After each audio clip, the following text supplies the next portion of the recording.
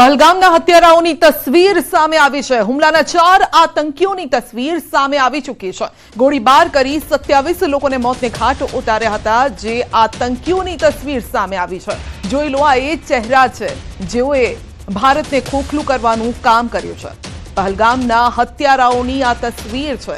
આ 4 એ હત્યારા છે જેઓએ પ્રવાસીઓમાં દહેશત ફેલાવી દીધી છે. એટલું જ નહીં, પરંતુ એ પ્રવાસીઓ જે મોજ માણવા ગયા હતા અને આખરે તેમનો મૃતદેહ પાછો ફર્યો છે. અનેક પરિવારો અત્યારે પીંખાઈ ગયા છે, વિખૂટા પડી ગયા છે એકબીજાથી. કોઈએ પિતા ગુમાવ્યો, તો કોઈએ ભાઈ ગુમાવ્યો છે, કોઈએ દીકરો ગુમાવ્યો છે. આ 4 એ જ ચહેરાઓ છે જેઓએ એ પ્રવાસીઓને મોતની નીંદરમાં પોઢાવી દીધા છે. તો હુમલાના 4 આતંકીઓની તસવીર જાહેર કરવામાં આવી છે. પહલગામના હત્યારાઓ જેઓએ પ્રવાસીઓને ગણીને ગોળીએ દઈ દીધા છે. તો હત્યારાઓની આ તસવીરો સામે આવી છે અને આ તસવીરોમાં આ 4 જે ચહેરા જોવા મળી રહ્યા છે, આ એ જ 4 આતંકી છે જેઓએ દહેશત ફેલાવી છે, ડર ફેલાવ્યો છે. પરંતુ આર્મી એક્શનમાં છે, તંત્ર એક્શનમાં આવી ગયું છે અને આ 4 આતંકીઓને શોધવાના તમામ પ્રયાસો કરવામાં આવી રહ્યા છે. તો 27 લોકોને મોતને ઘાટ ઉતારનાર આ એ 4 આતંકવાદીઓ છે. તો ન તો તેમનો કોઈ ધર્મ છે, ન તો તેમનામાં કોઈ માણસાઈ પણ બચી હતી. તેઓએ પ્રવાસીઓને ગણીને, નામ પૂછીને તેઓએ ગોળીએ દઈ દીધા છે. તો હુમલાના 4 આતંકીઓ 27 લોકોના મોતના જવાબદાર છે.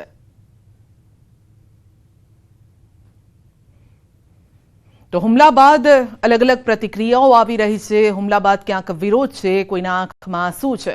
શ્રીનગર, જમ્મુ, ઉધમપુર વિરોધ પ્રદર્શન અને આ સાથે જ જે લોકોના મોત થયા છે, જે પ્રવાસીઓના મોત થયા છે, તેમને શ્રદ્ધાંજલિ પણ આપવામાં આવી રહી છે. જમ્મુ અને કાશ્મીરના પહલગામમાં 27 પ્રવાસીઓની હત્યા કરનારા આતંકવાદીઓની તસવીર જાહેર કરાઈ. બીજી તરફ જમ્મુ કાશ્મીરમાં સેનાનું સર્ચ ઓપરેશન પણ ચાલી રહ્યું છે. કેન્દ્રીય ગૃહમંત્રી અમિત શાહ પહલગામ પહોંચ્યા અને તેઓએ સેના ઓપરેશન પર સતત નજર રાખી રહ્યા છે. આ દરમિયાન ગઈકાલની ઘટના બાદ જે સ્થિતિ સર્જાઈ છે તેના ચોંકાવનારા વિડીયો સામે આવ્યા છે. હુમલાની ઘટના નજરે જોનારા લોકોએ વર્ણવી એ ખરેખર ડરામણી અને દર્દનાક હતી.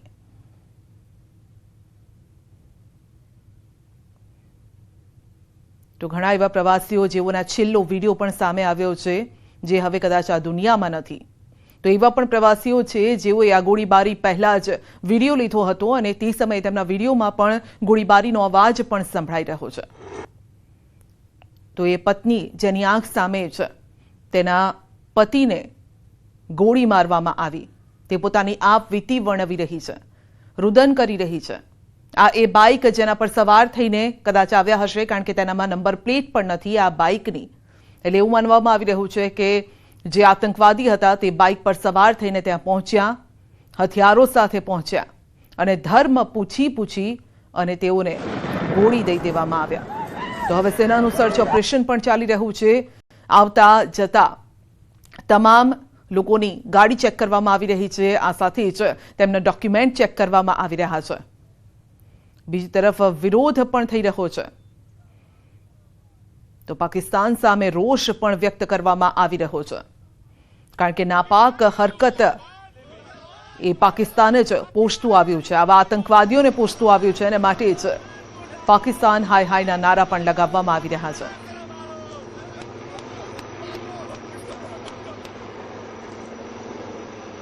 यहाँ पर अटैक हुआ आतंकवादियों का, हम लोग बाल बचे हैं, मगर परमात्मा रक्षा करेगा.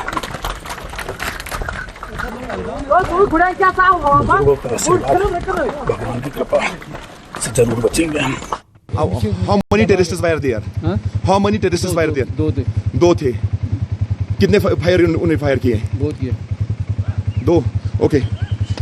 रेस्क्यू में मैंने रेस्क्यू किया उस वक्त मैंने 3 इंजोर्ड देखे, क्योंकि भीड़ बहुत थी, घोड़े भी थे, घोड़े वाले भी थे, लोकल भी थे, टूरिस्ट भी थे, टूरिस्ट का रश बहुत था। 3 हमने देखे, 3 हमने रेस्क्यू किए जो इस वक्त जेएमसी हॉस्पिटल में। वहाँ पर जो घटना हुआ वो तो माने हम लोगों के साथ तो बहुत ही दर्दनाक, माने कोई माने हमारे पास शब्द नहीं है कि हम बयां करें कि हम कैसे दुखित है और आतंकित भी है। तो हमारे और 2 दिन थे कश्मीर में रहने के लिए, तो हम लोग अपना सब टूर कैंसिल करके अब अभी जा रहे हैं जम्मू जाकर हम रहेंगे। लेकिन ये जो घटना है ये कश्मीर के टूरिज्म के लिए बहुत ही अच्छा नहीं है अभी, क्योंकि बहुत सारे लोग आ रहे थे कश्मीर में टूरिज्म के लिए, तो ये तो बहुत ही बुरा हुआ। आशा करते हैं कि जल्दी सब ठीक हो जाएंगे भारत सरकार। તો પ્રવાસી ગયેલા જે પ્રવાસીઓ હતા તેઓ પણ હવે પાછા ફરી રહ્યા છે ત્યાંથી। अभी मेरे हिसाब से 10 जगह से रॉन फायरिंग होगी, 10 जने के ऊपर होगी। बैठो आराम से बैठो। फायरिंग कर रहे हैं वो लोग, हाँ फायरिंग कर रहे हैं। कुछ चोट है मेरे बाजू में, बगल में था। क्या ब्लड कहीं लगा चोट के बेटा? अच्छा ठीक बैठो, मैं पट्टी करता हूँ आपको। अरे नहीं हम लोग फौज है, हम लोग बैठो हम लोग फौज है, बैठो चलो। अरे हम लोग फौजी हैं, कुछ नहीं करेंगे।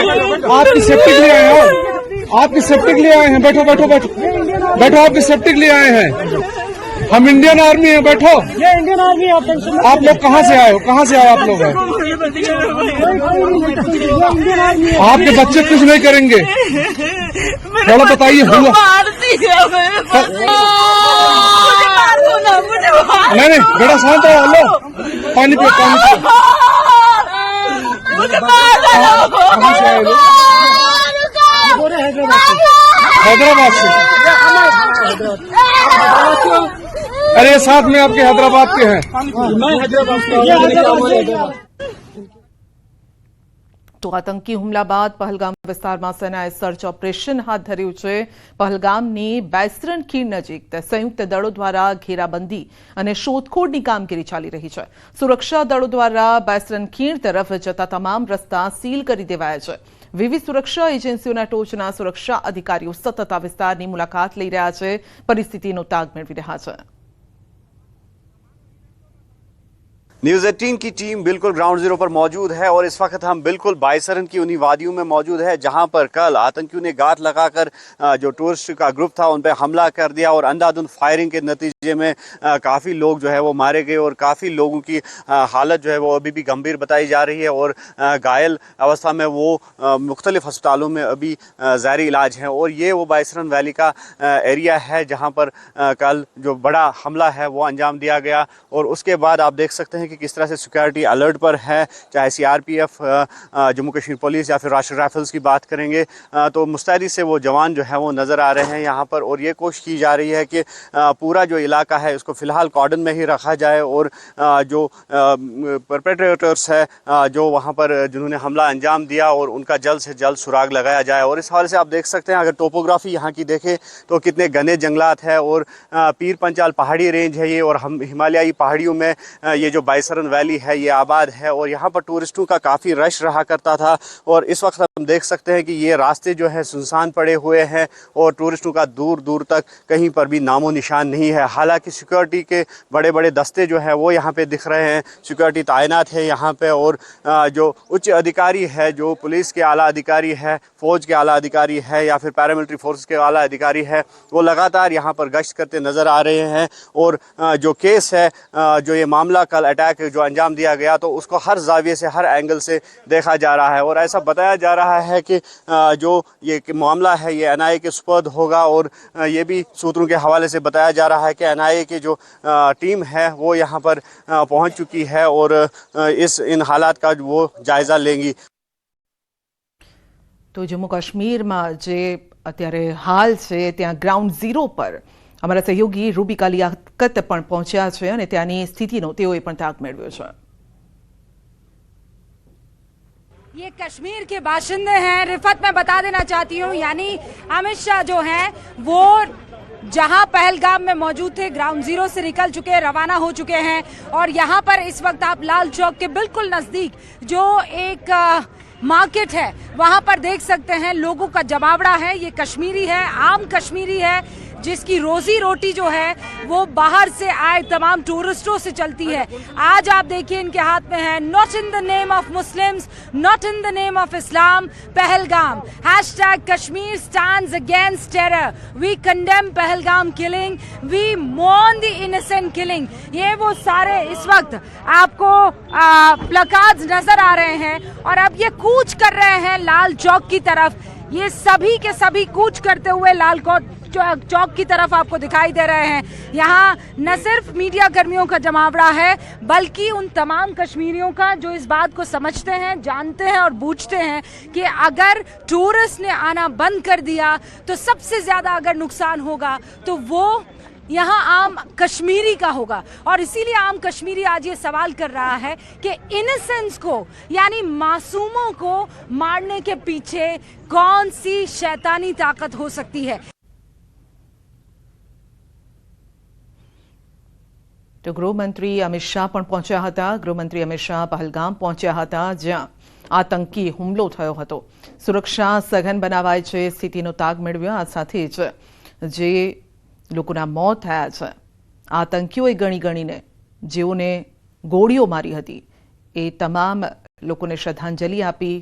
ત્યાંના લોકો સાથે, પીડિતો સાથે પણ તેઓએ મુલાકાત કરી, વાતચીત કરી, સાંત્વના તેઓએ આપવાનો પ્રયત્ન કર્યો છે।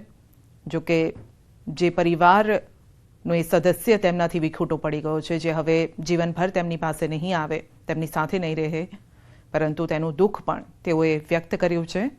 અમિત શાહ પહોંચ્યા હતા પહલગામ। તો આતંકી હુમલામાં 27 પ્રવાસીઓના મોત થયા। આતંકી હુમલા અંગે સૌથી મોટો ખુલાસો પણ થઈ રહ્યો છે કે 2 સપ્તાહ પહેલા આતંકી દાખલ થયા હતા। આતંકીઓએ કેમેરા લાગેલા હેલ્મેટ પણ પહેર્યા હતા। ઓળખ કર્યા બાદ પ્રવાસીઓને તેઓએ ગોળી મારી। આતંકીઓમાં એકનું નામ આદિલ ગૌરી, હુમલો કરનાર બીજો આતંકીનું નામ આસિફ શેખ। આતંકીઓ સાથે એક સ્થાનિક પણ શામેલ હતો। 3 આતંકીઓની ટીમ ભગાડવા માટે તૈયાર હતી। તો એ 4 આતંકી જે આપ જોઈ શકો છો, જેઓએ હુમલો કર્યો અને 27 લોકોના મોતના એ જવાબદાર છે। જો કે મોટી વાત એ પણ સામે આવી રહી છે કે આતંકીઓ થોડા સમય પહેલા જ તેઓ ત્યાં દાખલ થયા હતા। 2 સપ્તાહ પહેલા જ તેઓ એ વિસ્તારમાં દાખલ થયા હતા અને તેમને મદદ કરનાર ત્યાંનો કોઈક સ્થાનિક હતો। પહલગામમાં આતંકવાદી હુમલા બાદ નણઈ એએમસીના ભાજપના સભ્યોનો આગામી પ્રવાસ રદ કરાયો છે। મેયર, ડેપ્યુટી મેયર સહિતના 15 સભ્યોનો પ્રવાસ રદ કરાયો છે અને ભાજપના 15 સભ્યોનો જમ્મુ કાશ્મીર પ્રવાસ રદ કરાયો છે। સ્ટડી ટૂર અંતર્ગત અગાઉ તમામ કોર્પોરેટર જઈ આવ્યા છે કાશ્મીર પ્રવાસે।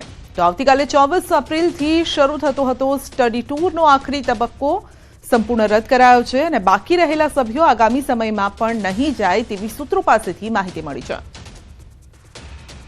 વધુ અપડેટ મેળવીશું સંવાદદાતા પ્રણવ પાસેથી। જે પ્રણવ, આતંકી હુમલા બાદ એમસીના ભાજપના સભ્યો જે પ્રવાસે જવાના હતા તે હવે નહીં જાય।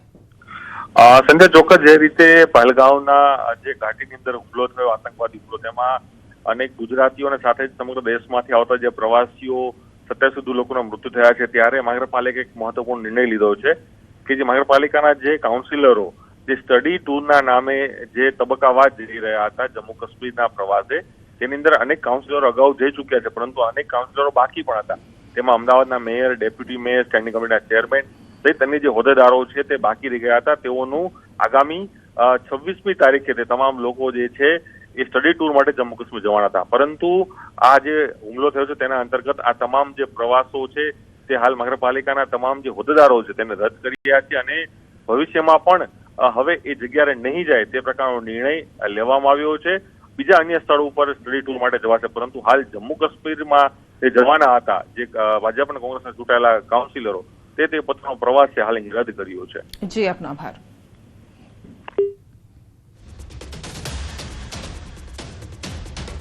વીએચપીના રાષ્ટ્રીય મહામંત્રી સુરેન્દ્ર જૈનનું નિવેદન, પહલગામ આતંકી હુમલા અંગે નિવેદન. આતંકી હુમલાની ઘટના ઘોર નિંદનીય છે.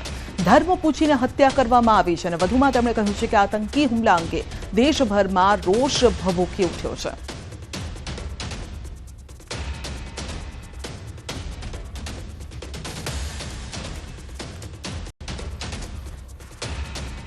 कश्मीर के पहलगांव में जिस प्रकार यात्रियों के कपड़े उतरवाए गए, उनसे कलमा पढ़वाया गया और यह सुनिश्चित होने के बाद कि वे मुस्लिम नहीं हैं, उनका नरसंहार किया गया, वह घोर निंदनीय है. संपूर्ण देश गुस्से में है. पूरा देश पूछ रहा है, क्या 1990 के दिन वापस आ गए? क्या आज भी वहां पर यात्रियों का धर्म पूछकर उनका नरसंहार फिर दोबारा से शुरू हो जाएगा? ગૃહ રાજ્યમંત્રી હર્ષ સંઘવીનું નિવેદન, પહલગામ આતંકી હુમલા અંગે નિવેદન. ધર્મ પૂછી કાયરો દ્વારા હુમલો કરાયો છે. 3 ગુજરાતીના મૃત્યુ થયા છે. હુમલાખોર એક પણ કાયરને છોડવામાં નહીં આવે. મૃતકોના પરિવારને 100% ન્યાય મળશે. પ્રવાસ દરમિયાન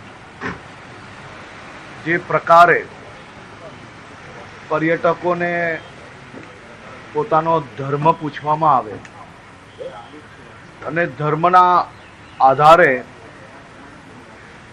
એક પછી એક લોકો પર આ કાયરો દ્વારા જે હુમલો થયો છે તેમાં આપણા ગુજરાતના 3 નાગરિકોને બી એમનું મોત થયું છે. પહલગામમાં હુમલા અંગે નીતિન પટેલનું નિવેદન, પાકિસ્તાન પર નીતિન પટેલના પ્રહાર. ભારતમાં શાંતિ હોય ત્યારે જ હુમલા કરે છે. આખો દેશ આક્રોશમાં છે.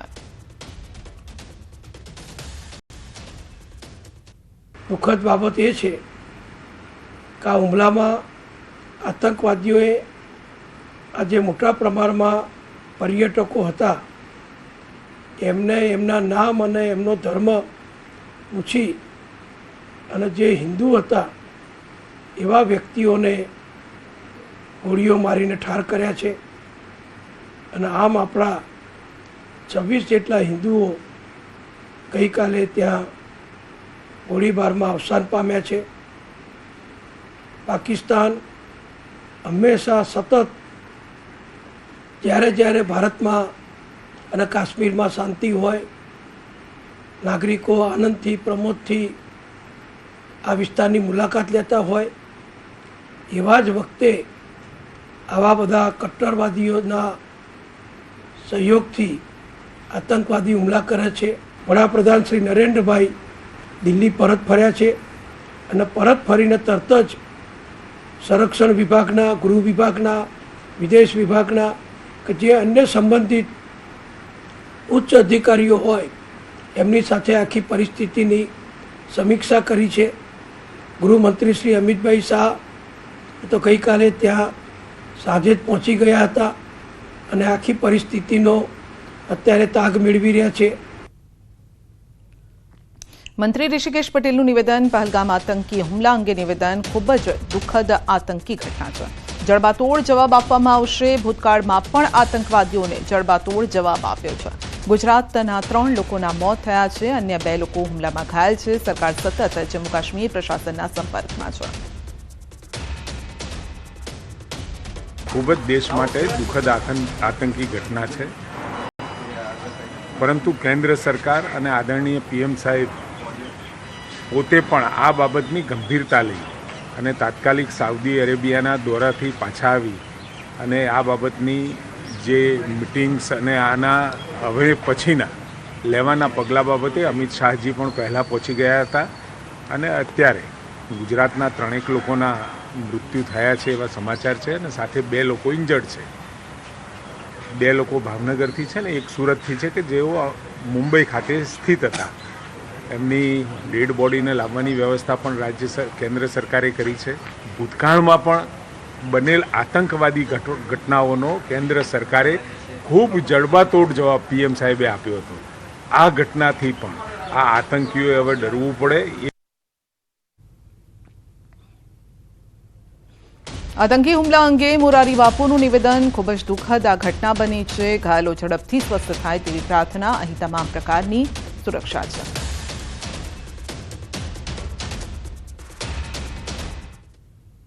पहलगांव में जो एक दुखद घटना घटी और इनमें 26-27 निर्वाण पद को प्राप्त कर गए. कुछ भाई बहन जो इंजर्ड हुए हैं वो सारवार ले रहे हैं. सबसे पहले तो हम सब मेरी व्यासपीठ से जुड़े हुए पूरे त्रिभुवनीय मेरे श्रोता, हम इन दिवंगतों के प्रति अपनी श्रद्धांजलि समर्पित करें. इनके निर्वाण को हम प्रणाम करें. इनके परिवारजनों को हमारी दिलसोजी और संवेदना प्रस्तुत करें. जो घायल हुए हैं वो जल्दी स्वस्थ हो जाएं, ऐसी हनुमान जी के चरणों में प्रार्थना करें. एक सत्य ये भी ध्यान में ले कि कथा के साथ जुड़े हुए इनमें से किसी को कुछ नहीं हुआ.